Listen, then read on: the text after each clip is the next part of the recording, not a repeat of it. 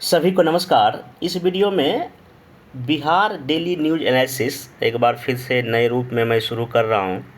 हालांकि इसके पहले मार्च 2023 और अप्रैल 2023 में इस तरह का मेरा वीडियो पर डे या अल्टरनेट डे में आता था, बट कुछ टाइम की कमी की वजह से ये बीच में बंद हो गया था। लेकिन उसके बाद जो पर डे पेपर कटिंग होता था बिहार का, उसको मैं अपने टेलीग्राम चैनल और साथ ही साथ जो टेलीग्राम का ग्रुप बना है वहाँ मैं शेयर करता था।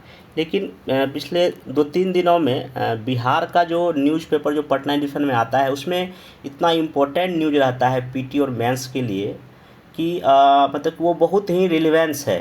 मतलब मेरे ख्याल से अगर आप पिछले 2-3 साल के प्रश्न को देखिएगा, या पीटी का देखिए या मेंस का देखिए, तो इसी पेपर से न्यूज़, इसी पेपर के खबरों को उस पीटी और मेंस में क्वेश्चन बन रहा है। तो मैं खुद को रोक नहीं पाया, इसलिए जो है ना ये मैं वीडियो आप लोग के लिए बना रहा हूँ। तो अब इसमें ये करूँगा कि 2-3 दिन के अल्टरनेट डे पे जो मैं बिहार में जितना भी न्यूज़पेपर पर डे आता है पटना एडिशन में, उसमें जो भी इम्पोर्टेंट खबर आपके पीटी मेंस के लिए होगा, मेरी कोशिश रहेगी कि उसका वीडियो लगभग 15 से 20 मिनट में बना दिया जाए। पर डे पेपर कटिंग मैं अपने टेलीग्राम चैनल या ग्रुप में शेयर करता रहूँगा। हाँ, 1-2 दिन जब पेपर कटिंग मैं शेयर कर दूंगा तो उसका मैं एक ही साथ 2-3 दिन का वीडियो बना दूंगा। तो मैं डेली तो ये नहीं कहूँगा कि मेरा वीडियो आएगा, लेकिन हाँ अल्टरनेट डे में जब हमको लगने ये काफ़ी इंपॉर्टेंट चीज़ें हैं तो एक ही साथ मैं उस सारे जो भी न्यूज़ रहेगा बिहार का मैं उसको कवर कर लूँगा।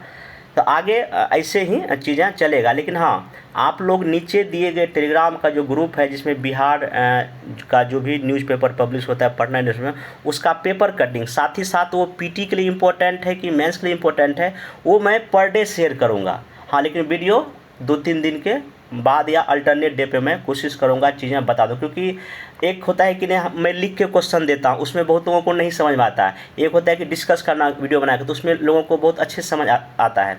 हमको बहुत सारा कॉल में से 3-4 दिन से भी आ रहा है कि नहीं इसका वीडियो यूट्यूब पे लाइए, प्लीज़ लाइए। तो मैं सोचा क्यों नहीं स्टार्ट करते हैं, जितना ही हमको टाइम मिलेगा मैं कोशिश करूँगा इस चीज़ को करने का। और ये जो मेरा जो वीडियो सीरीज़ आएगा, मैं पहले बता देता हूँ कि इसमें पीटी, बीपीएससी का पीटी, मेंस और इंटरव्यू को मैं सब कवर करूँगा।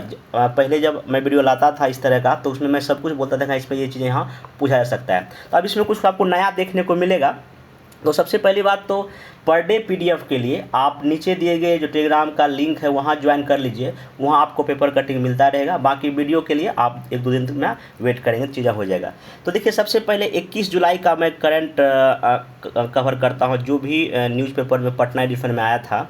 फिर मैं 20 जुलाई का भी करूँगा। तो थोड़ा सा अगर आपको इस वीडियो का स्पीड अगर कम लगता है तो बढ़ा लीजिएगा आप अपने अकॉर्डिंग, ठीक ना। लेकिन हाँ, ये बहुत इंपॉर्टेंट होगा। ये मैं गारंटी के साथ कह सकता हूँ कि जब आप 69th या 70 जब एग्ज़ाम देंगे, चाहे पीटी या मेंस का, तो मेरे ख्याल से जो पेपर कटिंग मैं शेयर करता हूँ या जो पिछले मैं 3-4 महीने में जो भी शेयर किया हूँ कटिंग, उसी क्वेश्चन आएगा, उससे बाहर मेरे ख्याल से नहीं आएगा। क्योंकि मैं भी आपको प्रूफ दिखाऊंगा। देखिए, यही क्वेश्चन यहाँ पूछा और ये पेपर में छपा भी था, ठीक ना। चलिए आज शुरू करते हैं। सबसे पहले देखिए, यहाँ पे न्यूज़ है कि एआई मतलब कि आर्टिफिशियल इंटेलिजेंस से लैस होंगे जेलों के कैमरे। अब यहाँ देखिए, ये तो ठीक है आपके लिए। इसमें जो न्यूज़ क्या एग्जाम में क्या पूछा सकता है कि बिहार के रेफरेंस देते हुए बताइए कि एआई का यूज कहाँ कहाँ आप कर सकते हैं। तो ये पूरा का पूरा न्यूज़ आपके लिए उतना इम्पोर्टेंट नहीं है, या अगर एग्जाम्पल के तौर पे आप करंट में इसका यूज कर सकते हैं, ठीक ना। तो यहाँ मैं क्वेश्चन बना भी दिया हूँ कि बिहार के विकास में एआई तकनीक के उपयोग की समीक्षा करें। हाँ, एक और कल से या आगे जब मैं वीडियो लाऊंगा तो इसका इंग्लिश मीडियम में भी मैं क्वेश्चन बना दूंगा। आज थोड़ा टाइम नहीं था इसलिए मैं यहाँ पर नहीं बना पाया, आगे से ऐसा ध्यान रखूँगा। तो अब यहाँ पर वही है कि आप जब भी कभी इस तरह के न्यूज़ को पढ़ें तो उसको और कहीं इंटरलिंक करें। यूपीएससी यही करती है कि न्यूज़ कुछ और न्यूज़ रहता है, लेकिन हाँ उसी न्यूज़ को दूसरे तरह से क्वेश्चन बीपीएससी यूपीएससी पूछने का ट्राई करता है। और बीपीएससी भी इसी कैटेगरी में आ गया। मैं अभी बताऊंगा कैसे ऐसा हुआ है। तो आप मोटा मोटी अगर ये न्यूज़ जान भी लीजिए कि बिहार में जितना भी जेल है उसका जो सेफ्टी के लिए अगर आर्टिफिशियल इंटेलिजेंस का सहारा लिया जाएगा, सभी अब देखिए 59 जेलों में AI से लैस कैमरे लगाया जाएगा। अब इसका कहीं ना कहीं टेक्नोलॉजी का इस्तेमाल होने से चीज़ें बेहतर हो जाएगा। किसी व्यक्ति का मूवमेंट जानना कैमरा में उसे नोटिस आ जाएगा, उसका आवाज़ पहचाना जाएगा। तो कहीं ना कहीं जो हमारे राज्य में जो कानून व्यवस्था को लेकर जो प्रॉब्लम आती है वो कहीं ना कहीं सुधरेगा।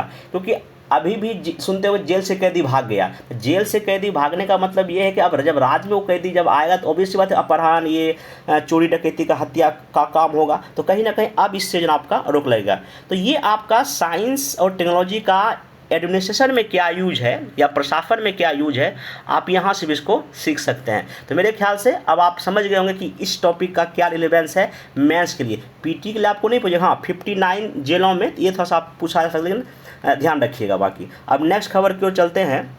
हाँ यही देखिए, बिहार में 45% लोगों की पहुंच से बाहर है मोबाइल, और यही क्वेश्चन 68 PPSC मेंस में पूछा है। मैं अभी दिखाऊंगा, मैं दिखाई देता हूँ। पहले ये सामने आपके स्क्रीन पर क्वेश्चन दिखाई पड़ रहा होगा कि फरवरी 2022 में ट्राई द्वारा जारी एक रिपोर्ट के अकॉर्डिंग दिसंबर 2021 के अंत में अखिल भारतीय जो औसत जो था इसका 85.91 के मुकाबले बिहार का जो सर्विस सेक्टर में जो जो डेंसिटी था वो मात्र 53.71% था। इसका आखिर क्या वजह है, वजह को बताते हुए इसका क्या इम्पैक्ट पड़ेगा। ऑब्वियस सी बात है इसका नेगेटिव इम्पैक्ट पड़ेगा आपको इकोनॉमिक में या सर्विस सेक्टर में। स्थिति में सुधारे जाए कदमों की भी आपको जांच करना है। अब देखिए ये जो क्वेश्चन जो बीपीएससी इस बार 68 में पूछा, कहीं ना कहीं जब ये रिपोर्ट आया था इस समय फरवरी 2022 में, तो वो न्यूज़पेपर में आया था, ठीक है, हमको अच्छे से याद है वो आया हुआ था। तो अभी यही न्यूज़ आया हुआ है, आप इसको देख सकते हैं। इसको मैं पढ़ के सुनाता हूँ कि डिजिटल क्रांति के बावजूद बिहार मोबाइल के उपयोग में बहुत ही पीछे है। हर व्यक्ति के हाथ में मोबाइल पहुँचना लक्ष्य है, पर अभी भी 100 में से मात्र 55 व्यक्ति तक ही पहुँच, जबकि देश के दिल्ली में लगभग 275 लोगों के मतलब प्रति 100 व्यक्ति में इतना टेलीफोन है, ठीक ना। ट्राई का भी आंकड़ा है, अभी लेटेस्ट रिपोर्ट हो रही है। ट्राई के अनुसार जनवरी 2023 में बिहार में 55.10% लोगों के पास, और मार्च 2023 में वही 55 के आसपास लोगों के पास मोबाइल फ़ोन था, ठीक ना। मतलब इसी को टेली डेंसिटी कहते हैं कि 100 मतलब कि लोगों में कितना है। तो आप इस रिपोर्ट को देख सकते हैं, ये पूरा का पूरा तो वही रिपोर्ट है। तो अब जब आप जो 60 में क्वेश्चन पूछा, जब तक आप इस डेटा का यूज नहीं करेंगे, दूसरे स्टेट से कंपेयर करके आंसर को नहीं लिखेंगे, तो मेरे ख्याल से जो इन चीज़ें आपके लिए बेहतर मार्क्स नहीं मतलब ला पाइएगा। तो यहाँ पे तो एक तो पीटी में क्वेश्चन पूछेगा कि अभी जो जनवरी 2023 के अकॉर्डिंग ट्राई के अकॉर्डिंग बिहार का जो टेली डेंसिटी कितना है, तो इसको याद रखिए 55.10%। वहीं मार्च 2023 में कितना है 55.50, थोड़ा सा बढ़ा हुआ है। ये आप पीटी के लिए याद रखिए। बाकी देखिए ये क्वेश्चन मेंस में ही पूछता है, इसलिए मैं बोलता हूँ बार बार कि कई सारे ऐसे टॉपिक हैं जो कि पीटी और मेंस दोनों में पूछता है, तो आपको उस दोनों पे पकड़वाना बहुत ही ज़रूरी है। इसलिए यहाँ पे देखिए मैं क्वेश्चन यहाँ बना भी दिया नई तरीके का कि टेली डेंसिटी से आप क्या समझते हैं, इसको डिफाइन कीजिए। अन्य राज्यों के मुकाबले अगर कंपेयर करें तो बिहार में इसका घनत्व काफ़ी कम है, आखिर क्यों, इस पर आप चर्चा कीजिए। या दूसरा क्वेश्चन ये बन सकता है कि डिजिटल डिवाइड से आप क्या समझते हैं, बिहार के रेफरेंस लेते हुए इसके प्रभाव की क्या करें, चर्चा करें। अब देखिए ऐसे मेंस के क्वेश्चन को लिखने के लिए आपके पास और भी नॉलेज होना चाहिए, लेकिन बट हाँ जब तक ये करंट का अगर वैल्यू डिफाइन नहीं करेंगे तो आप बेहतर मार्क्स से वंचित रह जाएंगे। तो अब वही है, तो आप यहाँ पे क्या करेंगे, सबसे बताइए कि टेली डेंसिटी क्या होता है, मतलब प्रति 100 व्यक्ति में कितनों के पास मोबाइल या टेलीफोन, इसी को कहा जाता है। अभी ये जो अभी हाल ही में ट्राई ने ये रिपोर्ट जारी किया है जिसमें कि दिल्ली में इतना है और बिहार में इतना, ये दिखा दीजिएगा। अब दिखाइए कि अन्य राज्यों के कंपेयर में बिहार में जो है ना ये काफ़ी कम है।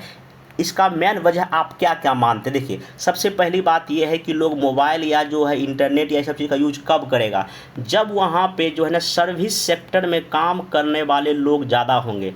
लेकिन बिहार में देखिए मैक्सिमम आबादी कहाँ एग्रीकल्चर पर डिपेंड है, तो उसका वजह है। दूसरा हमारे राज्य में जो ना शहर बहुत कम है, मुश्किल से वही 11, अभी तो खैर सरकार का डेटा है कि 15% के आसपास शहर हो गया है, शहरीकरण हो गया, लेकिन यहाँ भी कम है। जबकि नेशनल लेवल पर कितना है, लगभग 30 से 31% शहरीकरण का रेट है, तो ये वजह है। उसके बाद हमारे यहाँ जो भी जो स्टूडेंट हैं, जो मेन जो ब्रेन ड्रेन की समस्या है, यंग लोग किसी दूसरे स्टेट में चले जाते हैं, चाहे दिल्ली आ गया या अदर स्टेट में पढ़ाई किया जाता है। जब यंग लोग ही इस तरह यूज करेंगे ना, तो जब वो वहाँ है ही नहीं तो दिक्कत होगा। दूसरा जो आपका लिखिए यहाँ पे लिटरेसी रेट, जो साक्षरता दर है वही उसको दिखाई लगभग 65% के आसपास है। उसमें भी जो सबसे बड़ी समस्या क्या है, डिजिटल साक्षरता दर काफ़ी कम है बिहार में। खास करके जो फीमेल है वो इस तरह की चीज़ों को यूज नहीं कर पाती। दूसरा बात, तीसरा आप आगे लिख सकते हैं, जो हमारे राज्य में जो अवसंरचना या इंफ्रास्ट्रक्चर की समस्या है, या क्या कहते हैं नेट का नहीं पहुंचना, या जो भारत नेट स्कीम चलो वो भी सही ढंग से इम्प्लीमेंट नहीं होना, ये सब वजह आप जो है ना दिखा सकते हैं कि इस वजह से हमारे यहाँ जो है टी डेंसिटी काफ़ी क्या है, कम है। अब आगे इसमें क्या होना चाहिए आप खुद सोचिए। आगे इसमें वही कि सबसे पहली बात ये है कि हमको शहर डेवलप करने पर फोकस करना पड़ेगा, जो भी इंफ्रास्ट्रक्चर की समस्या को दूर करना पड़ेगा, स्कूल लेवल पे ही इस तरह के एजुकेशन को बढ़ावा देना पड़ेगा। उसके साथ ही साथ जो भारत नेट स्कीम को बेहतर करना पड़ेगा। ऐसी और भी कुछ जो मोबाइल बनाने वाली कंपनियों को एफडीआई के जरिए इन्वाइट करना पड़ेगा ताकि अपना प्लांट लगावे। तो ऐसे कई तरह प्रयास जो है ना आप यहाँ पे लिख सकते हैं। मैं इसको शॉर्ट में डिस्कस कर रहा हूँ, लेकिन हाँ जब आगे मैं 2-3 दिन में इस सारे का मॉडल आंसर भी अपने टेलीग्राम पे मैं इसको प्रोवाइड कर दूँ, क्योंकि मॉडल आंसर लिखने में 1 दिन का टाइम तो लगा ही लगेगा, तो वहाँ आप इसको अच्छे से देख लीजिएगा। बाकी ये क्वेश्चन ये है कि सिंपल सा मतलब ये है कि देश का कुछ आबादी जो है ना जब डिजिटल सेवा से जब वंचित हो जाता है उसको हम क्या बोलते हैं, डिवाइडेड। और जब डिजिटल क्रांति की हम बात करते हैं तो यहाँ पे ये बहुत बड़ी समस्या हमारे देश के सामने है, खास बिहार में तो और भी है। तो इस संदर्भ में अब क्या इसका इम्पैक्ट पड़ेगा, ऑब्वियस सी बात है। अगर लोगों के, चूँकि अभी सूचना का जो पहुंच हो रहा है लोगों के पास वो अभी इंटरनेट के जरिए ही हो रहा है, मोबाइल फ़ोन के जरिए ही हो रहा है, सरकारी सेवाओं का भी लाभ इसी के जरिए मिल रहा है। जब ये चीज़ें होगा तो बिहार इससे काफ़ी वंचित हो जाएगा, इसका नेगेटिव इम्पैक्ट ही पड़ेगा। अतः इस दिशा में सरकार को जो है ना बेहतर प्रयास करने की क्या होगी, आवश्यकता होगी। तो आप इसको देख सकते हैं। फिर देन जो है ये पीटी के लिए पूछेगा कि बोधगया में उप क्षेत्रीय विज्ञान केंद्र का क्या हुआ है स्वर्ण में। बस ये पीटी से अलावा और कुछ में कुछ आपको जानने की जरूरत नहीं। और इसका ध्यान रखिए, न्यूज़पेपर में बेवजह टाइम भी नहीं देना है। जो मेरी टीम है लगभग बिहार से छपने वाला जो है ना पटना डिफरेंस में 6-7 न्यूज़ को पढ़ती है, फिर उसमें से जो इम्पोर्टेंट तो वही, बाकी तो उसमें बिहार में उसका हत्या हो गया, उधर वो लेके भाग गया, उधर बैंक डकैती हो गई, ये सब दिया रहता है, लेकिन वो जो आपके यूज के लायक नहीं है। हाँ, जो यूज़फुल है उसी को आपको मेनली ध्यान पे रखना है। आगे इसमें चलते हैं। ये भी देखिए 1700 करोड़ की लागत से राज्य के पहले battery storage solar power plant की डीपीआर तैयार हो गया है और फिर दिसंबर से काम शुरू हो जाएगा। अब जून 2025 से इसमें उत्पादन भी शुरू। और ये सिंपल आप ध्यान रखिए, बिहार के कजरा। अब इस बार जो क्वेश्चन पूछा था 68 पीटी में, याद रखिए जो दरभंगा में सोलर प्लांट कहाँ लगा है, तो वहाँ पे डिस्ट्रिक्ट के अंदर क्या लोकेशन है उससे क्वेश्चन बीपीएससी पूछा। सिंपल पूछेगा कहाँ लग रहा है, देगा क्या ऑप्शन, कजरा। ये कजरा लखीसराय में है, मतलब कि जब आप पटना से लेकर भागलपुर जो रूट में जाते हैं तो वहीं पे कजरा आपका एक स्टेशन भी है। तो आप इतना ध्यान रखिएगा। बाकी इसमें जो है ना और चीज़ कहीं कहीं मेन से पूछा जा सकता है, लेकिन हाँ ये मेनली आपका पीटी से इसमें क्वेश्चन क्या होगा बनेगा। बाकी जब कभी आप मेंस लिखें तो एनर्जी के लेवल पे बिहार सरकार का क्या प्रयास है, इसमें क्या हो रहा है, आप एक इसको वैल्यू एडिशन कर सकते हैं। बाकी इसमें कोई दूसरा एक और स्कीम है कि राज्य में मुख्यमंत्री वृद्धजन आश्रय स्थल योजना की शीघ्र ही शुरुआत होगी। अब देखिए क्या है ना कि इस तरह की योजना कहीं ना कहीं समाज में जो अंतिम पायदान पे खड़े व्यक्ति हैं या जो वीकर सेक्शन है उसके लिए सरकार का ये प्रयास है। जब भी कभी आप मेंस का आंसर लिखें तो ये सब की सरकार ये भी प्रयास कर रही है, वो भी खास। देखिए अभी हम लोग ठीक है कि जनसंख्या लाभांश से गुजर रहे हैं या आने वाला है, लेकिन जो आबादी बूढ़ी हो गई है तो उसको कौन देखेगा, जो ओल्ड एज है। तो ओल्ड एज को देखना एक तो हमारे समाज के दायित्व भी है, साथ ही साथ सरकार का भी दायित्व है, क्योंकि डीपीएसपी में तो ये चीज़ दिया गया है ना, तो ये चीज़ें हैं। तो ये कहीं ना कहीं मानवाधिकार से भी जुड़ा हुआ है। कई सारा ऐसा आप न्यूज़ पढ़ते होंगे कि ओल्ड एज की जो लोग होते हैं वो उनको कोई ऐसा सेवा नहीं मिलता जिसकी वजह से उनकी मृत्यु हो जाती है। ऐसा कई बार न्यूज़ आए दिन आते रहता है। तो कहीं ना मतलब आप यहाँ पे लिख सकते हैं, मेंस में जब ऐसा कभी क्वेश्चन आवे या इवन यहाँ पे निबंध में आएगा तो वो यहाँ वैल्यू इनपुट कर सकते हैं, क्योंकि अभी ये याद रखिएगा अभी ये शीघ्र ही शुरुआत होने वाली है। तो जब ये होगा तो फिर इसमें कैसे कैसे क्या क्या इसका प्रावधान होगा। अभी हालांकि यहाँ जो अभी न्यूज़ इसमें आया है कि बिहार में बेसहारा परिजनों को सहारा देने के लिए जल्द ही जिला मुख्यालय में ऐसा होगा। योजना का नाम अभी 50-50 बेड की 2 यूनिट यानी कुल 38 जिलों में 76 आश्रय स्थल की शुरुआत की जा रही है। बस अभी इतना याद रखिए, बाकी जब इसमें और कुछ आएगा उसको हम लोग इसमें क्या करेंगे, देख लेंगे, ठीक ना। लेकिन हाँ, सरकार का एक बेहतर प्रयास है, ये आपको जानना पड़ेगा। फिर एक देखिए, ये बहुत इंपॉर्टेंट क्वेश्चन है कि सिंचाई के लिए नहरों में पहुंचा कोसी का पानी। अब देखिए, लगभग 60 साल के लंबे इंतजार के बाद दरभंगा जिले में नहरों की सिंचाई के लिए कोसी का पानी पहुंच गया है। कि देखिए, अब बिहार डेवलप कर रहा है या बिहार में जल प्रबंधन की दिशा में सरकार का प्रयास है या कई तरह के प्रोजेक्ट पे काम हो रहा है, ये आप जब तक इस तरह के न्यूज़ को मेंस में नहीं लिखेंगे तो मार्क्स समझिए कि बहुत कम मिलेगा। वो भी देखिए, लोकेशन है कि गुरुवार को मनीगाछी प्रखंड के नेहरा में आयोजित विभागीय कार्यक्रम में श्री रामपुर वितरणी का लोकार्पण किया। अब ये मंत्री का भी नाम याद रखिए, बिहार के जल संसाधन मंत्री कौन है, संजय झा है, ठीक ना। तो ये कहीं ना कहीं जो है ना, पश्चिमी कोसी नहर परियोजना को पूरा कर जिले में नहरों के जरिए सिंचाई सुविधा पहुँचाने का संकल्प लिया गया था। अब ये पश्चिमी कोसी नहर परियोजना का डीआर इतना तैयार हुआ था, 72 में इस योजना पर काम शुरू हुआ और 2023 में इस योजना के दरभंगा में जिले में पहली बार नहरों से, अभी हाल ही में पूछेगा कि हाल ही में किस जिले में पहली बार नहरों से पानी पहुंचा। ये देखिए, पीटी को फिर क्वेश्चन वहाँ से आपको निकालना पड़ेगा। जिसमें खुदाई का काम होता है तो खुदाई में जो पुरातत्वविद होते हैं वो जो यूजफुल चीज़ें होता है उसको इतिहास में लिखने में काम में लाते हैं, वही आपको भी काम में लाने की क्या है ज़रूरत है। एक और देखिए, यहाँ पे जो कोसी परियोजना उसमें नेपाल का भी सहयोग है। तो नेपाल सीमा पर बीरपुर, ये सुपौल में है, स्थित कोसी बैराज के पश्चिमी कोसी नहर से छोड़ा गया पानी मधुबनी जिले में नहरों में भरते हुए सकरी शाखा नहर के अंतिम छोर से श्रीरामपुर वितरणी में पहुंचा है। मतलब कि नेपाल, सुपौल, फिर आपका मधुबनी होते हुए ये आपका इधर दरभंगा तक ये आ रहा था। तो अब ये आप एक बार मैप भी देखिए कि बिहार का मैप निकालिए और देखिए कि कहाँ कहाँ वो नहर जा रहा है, तो कितने डिस्ट्रिक्ट से जा रहा है। ये आपको अपने लेवल पर भी काम करना पड़ेगा। कोई आपको पूरी तरह जो खाना बना के या उसको फिर परोस के नहीं देगा, आपको खाना तो खुद पड़ेगा, इतना ध्यान रखें।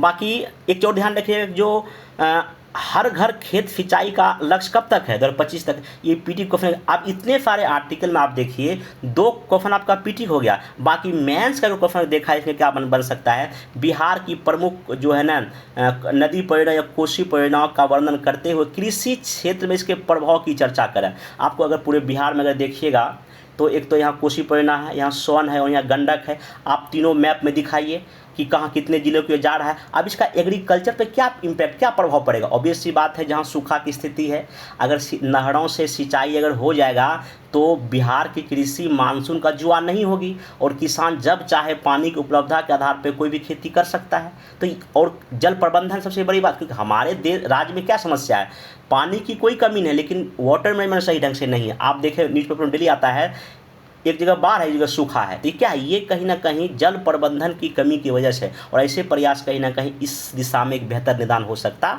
है। ओके, नेक्स्ट आगे बढ़ते हैं कि हाँ, ये मखाना की बम्पर पैदावार, किसान होंगे मालामाल। तो अब यहाँ ये देखिए, सबसे पहली बात ये है कि 85% जो मखाना हमारे राज्य में उत्पादन होता है, खास करके मिथिलांचल का जो इलाका है। अब इसको मैं पढ़ के सुनाता हूँ। जिले में इस बार जो है ना, अब किस किस ज़िले में मखाना की खेती होता है उसको ध्यान से देखिए। ये देखिए, कटिहार का यहाँ लिखा हुआ है कि यहाँ पे एक और हाँ, इसमें सिंपल आप ध्यान रखिए कि जो अभी मिथिलांचल के साथ साथ कुछ कटिहार जिला है या मधुबनी जिला है, जहाँ पे इसकी मतलब पूरे सीमांचल के इलाके में धीरे धीरे जो है ना इस खेती को बढ़ावा दिया जा रहा है। तो ये तो ठीक है, लेकिन अब यहाँ से क्वेश्चन तो बहुत पूछा जा सकता है। पीटी में पूछेगा कि आपसे कि मखाना को जीआई टैग कब दिया गया, आपको डेट याद है, किस ईयर दिया गया, 2022 में दिया गया, इसको ध्यान रखिए। या मखाना में किस तरह के पोषक तत्व पाए जाते हैं, प्रोटीन है कि क्या है, वो आपको इसमें ध्यान रखना पड़ेगा। साथ ही साथ अगर यहाँ क्वेश्चन अगर पूछा जाए मेंस में, अगर जाऊँ क्या कि मखाना उत्पादित जिलों को मानचित्र में दर्शाते हुए बिहार की इकोनॉमी पर इसके प्रभाव की चर्चा करें, इससे जुड़ी समस्या तथा बिहार सरकार इस पर क्या रोल प्ले कर रही है वो भी दिखाइए। अगर आप पिछले 2 साल का 67 और 68 का अगर ज्योग्राफी का क्वेश्चन बिहार स्पेशल में देखे होंगे तो क्या पूछ रहा है बीपीएससी, ये पूछ रहा है कि उस जगह को लोकेट करके दिखाओ। इस बार जो जितना भी इंडस्ट्री पूछा है, मतलब सॉरी कृषि रहित उद्योग पूछा है, गन्ना उद्योग पूछा है, तो इसमें पूछा कि वो इंडस्ट्री किस, उसको लोकेट करके दिखाइए। 67 में इसी तरह क्वेश्चन पूछा था कि लोकेट करके दिखाओ। तो यहाँ पूछा है तो मखाना किस किस जिले में होता है। आपको सिंपल क्या करना है, इस तरह के यहाँ मैप बनाइए, इस इलाके में आइए, सीमांचल को दिखा दीजिए, ये कुछ को डिस्ट्रिक्ट। इसलिए आपको बिहार के पीटी या मेंस के क्वेश्चन को सॉल्व करने के लिए आपके हर एक 38 डिस्ट्रिक्ट आपके नज़रों के सामने होना चाहिए। मतलब नज़रों के सामने मेरा कहने का सिंपल सा मतलब ये है कि आपको आंख मूंद के आप हर एक का लोकेशन बताए, अच्छा ये ईस्ट में है, ये वेस्ट में, ये साउथ में।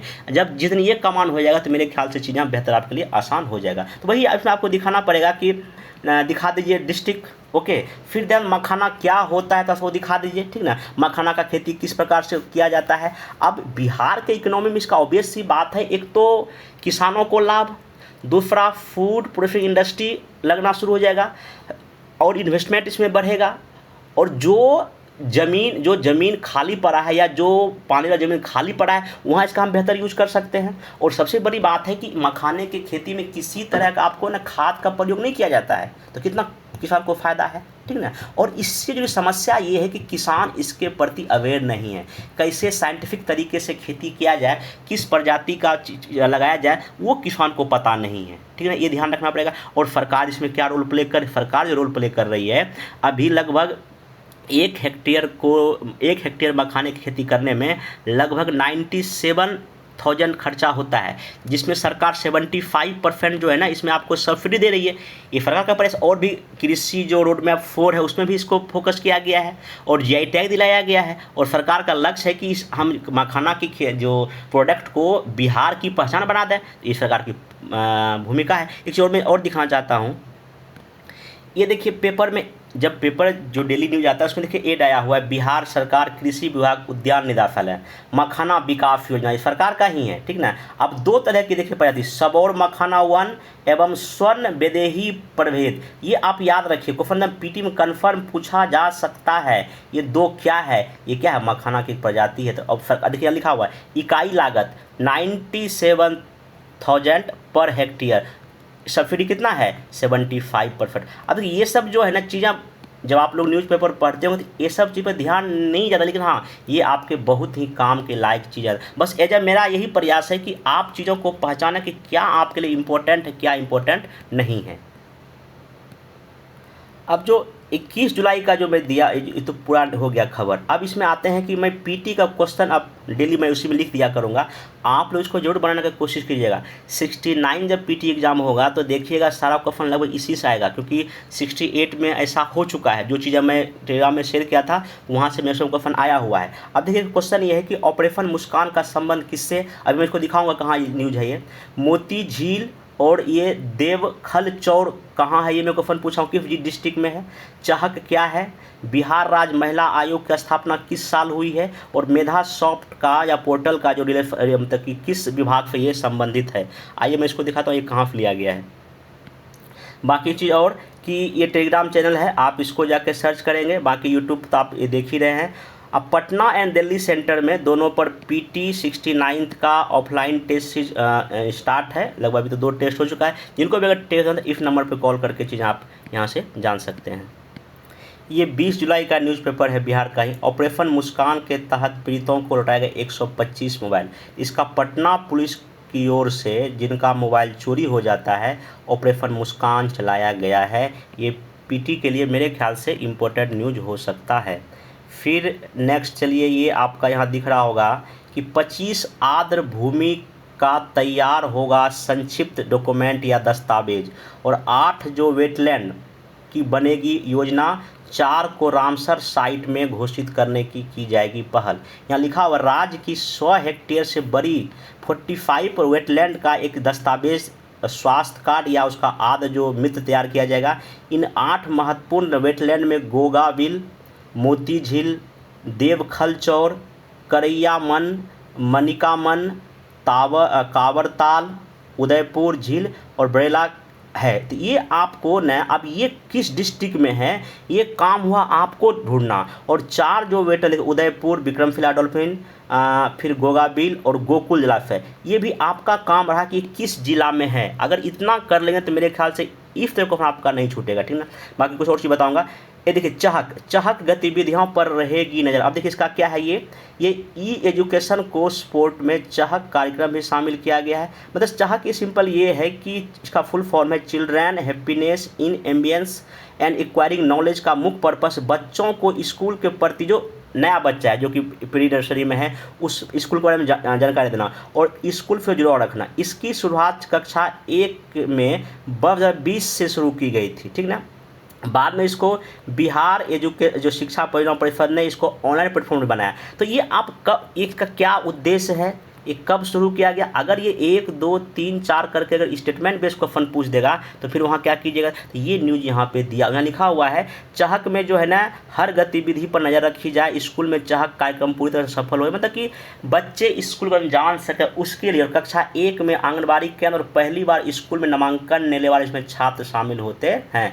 कई तरह की गतिविधियाँ किया जाता है और वर्तमान में देखिए इतना प्राइमरी स्कूल में कक्षा 1 में 1 करोड़ बच्चे नामांकित है। इनमें 17 जुलाई से चहक गतिविधि शुरू है। यह गतिविधि स्कूलों में 3 महीने तक चलेगी। इस बीच बच्चों को खेल के साथ पढ़ाई पर भी ध्यान दिया जाएगा।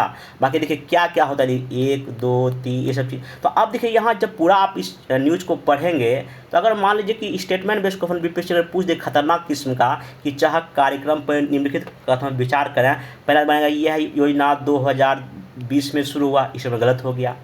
ये 4 महीनों के लिए चलाई जाती है, बिल्कुल गलत, क्योंकि यहाँ 3 महीने का जिक्र किया गया है। तो ये कहीं ना कहीं आप जब इन सब और ये मैं विश्वास दिलाता हूँ ये किसी भी जो मैगजीन आएगा बिहार का इतना डिटेल्स नहीं होगा। हाँ ये रहेगा कि चहक क्या है, लेकिन इतना नॉइज तो नहीं दिया रहेगा उसमें, आपको ये आपको न्यूज़पेपर से ही मिलेगा, ठीक है। चलिए अब यहाँ देखिए एक और है कि बिहार राज्य महिला आयोग। तो यहाँ देखिए बिहार राज्य महिला आयोग की स्थापना 1999 में हुआ है, ठीक ना। और अभी इसके कोई अध्यक्ष नहीं है। और बिहार के किसी भी मैगजीन को उठा के देखिए वहाँ पे क्या लिखा हुआ है, इसके अध्यक्षा अभी दलमणि मिश्रा जी हैं। नहीं वो 2020 में वो पद से हट गई हैं, ठीक है। लेकिन वही चीज़ है, तो आपको न्यूज़ कौन सही है कौन गलत है, लास्ट बार 68 में देखिए जो लंगट सिंह कॉलेज पूछा वो सब मार्केट में जितनी मैगजीन थी सब में कहा कि हाँ इसको में शामिल कर लिया गया, लेकिन नहीं, बिल्कुल नहीं किया गया था। सिर्फ मैं ही टेलीग्राम पे मैं शेयर किया था कि इसको शामिल नहीं किया गया, और जिसने उस न्यूज़ को देखा उसने उसको ऑप्शन ई टिक करके आया था और उसका सही, और कई लोगों का उस क्वेश्चन के सही होने से पीटी हुआ है, क्योंकि इस बार 0.25 की वजह से रिजल्ट रुका हुआ है। इसलिए आपको सही न्यूज़ पर ध्यान रखने की आवश्यकता है। बाकी ये तो मैं बता दिया, ये उदयपुर जिले। एक और यहाँ मेधा सॉफ्ट पर विद्यार्थियों का डेटा अपलोड नहीं करने पर होगी कार्रवाई। बस वही है, ये किसका, शिक्षा विभाग से संबंधित है। जो भी छात्र है उसका डेटा, उनका नाम या क्या कैसे इस पर जो है ना रजिस्टर किया जाता है, ये शिक्षा विभाग से संबंधित हो गया या फिर पीटी पर। बाकी ये रोहतास और कैमूर में टाइगर रिजर्व बनने का रास्ता साफ हो गया। आपको पता है ये अभी वाल्मीकि टाइगर रिजर्व के बाद ये दूसरा ऐसा होगा, ठीक है। अब ये क्वेश्चन जब बनेगा तो आपके लिए इंपॉर्टेंट हो जाएगा। ओके, बाकी इसका कैसे बनने का क्या प्रक्रिया है, ठीक ना। अब देखिए यहाँ पे इसको पूरा जब पढ़ लेंगे कि राज्य में VTR के बाद दूसरा टाइगर रिजर्व रोहतास और कैमूर जिले में बनने का रास्ता साफ हो गया है। इसके लिए पर्यावरण वन और जलवायु परिवर्तन विभाग ने कोर और बफर जोन का, अब देखिए कोर बीच में होता है, ठीक ना, फिर बफर जोन, क्योंकि जब ये वेटलैंड होता है, ठीक ना। पीछे तो नेशनल टाइगर कंजर्वेशन अथॉरिटी की 2 मेंबर टीम इसका एक रिपोर्ट दी है। इसके बाद केंद्र सरकार के आला अधिकारियों के विमर्श के बाद बहुत जल्द टाइगर रिजर्व घोषित करने की सूचना जारी की जाएगी। सूत्रों के अनुसार पर्यावरण वन एवं जलवायु परिवर्तन विभाग पिछले करीब 1 साल रोहतास और कैमूर जिलों के जंगलों में कोर और बफर जोन का निर्धारण कर रही है। इसमें खासकर ध्यान दिया जा रहा है कि आबादी वाले अधिक से अधिक क्षेत्रों को टाइगर रिजर्व के दायरे से बाहर रखा जाए। टाइगर रिजर्व के अंदर बहुत की पाबंदियाँ होती है, ऐसे उन पाबंदियों की परेशानियों मतलब ये चीज़ें आपका पढ़ के चीज़ें लिख सकते हैं। अब देखिए बिहार का प्रमुख वेटलैंड है, उसका क्या लोकेशन मैं यहीं पे डिस्कस कर देता हूँ। देखिए कांवरताल बेगूसराय हो गया, इसमें वहसी और एकवा भी है। अब देखिए इसका इतना हेक्टेयर है, ये सबसे बड़ा एरिया में है। अगर क्वेश्चन ये पूछ लेगा कि सबसे बड़ा यही हो गया। फिर देखिए वहरवार भोजपुर डिस्ट्रिक्ट, ये मतलब कि ये वेटलैंड है और ये लोकेशन है। फिर यहाँ पे चरखी भी है, बक्सर में कोलिया कलाप है, ये जगह ये सब आप लोग मेरे ख्याल नाम नहीं सुने होंगे। फिर देखिए दरभंगा में कांसर चौड़ है, ठीक ना। ये मैचिंग में क्वेश्चन पूछेगा तो बहुत लोगों का ना हवाई उड़ना शुरू हो जाएगा। फिर देखिए नालन झील कहाँ, दरभंगा में है, इसको लिख के रख लीजिए। फिर महापाड़ा दरभंगा में ही है। गाजा बिल और बघाट झील कटिहार में, गोगा बिल है, सॉरी गाजा हो गया, ठीक ना। फिर ये देखिए यही मोती झील आपको मिल गया, ये कहाँ है, मोतिहारी में है। और करैया मान भी एक कहीं ना कहीं जलमग्न भूमि ही है। ओके, बाकी बनिहारी राही ये कहाँ, मुजफ्फरपुर में है। कोटिया शरीफ मुजफ्फरपुर में है। मोनिका मान देखिए ये मुजफ्फरपुर में, ये भी इसका भी चर्चा न्यूज़पेपर में कल आया हुआ है, ठीक ना।